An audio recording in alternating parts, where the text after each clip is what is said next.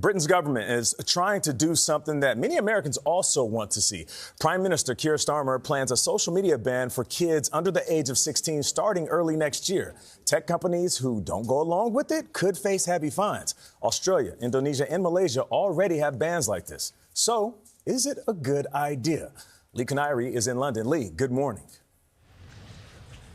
Good morning. Prime Minister Keir Starmer says he's giving the people what they want. Well, at least the parents. A recent survey here found 90% of parents back the ban. The children, however, have other thoughts. For the children, a social media ban will affect most. Like these under 16 who are already online, the law will be life-changing. Isabella told the BBC she spent 9 hours on social media last weekend. So suddenly you're going to have a lot more time to fill. And what will you do? Stare at a wall.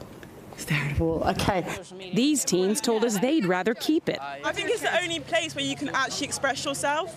But the evidence from the medical community is mounting. There is a correlation between time spent on social media and mental health issues.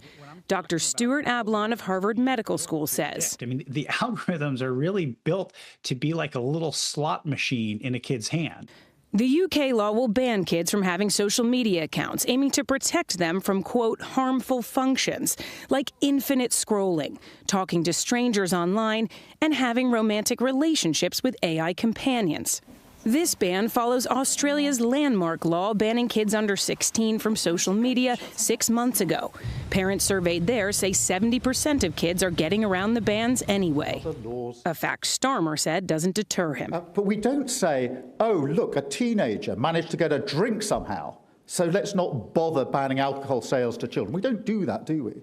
That would be utterly ridiculous. The U.S. Embassy in London weighed into the debate, saying they support restrictions but have concerns about limiting freedom of speech, adding parents are the first and best line of defense. I think if there's one thing we could agree on as parents in America, it's that we're pretty concerned about the impact of social media on our children.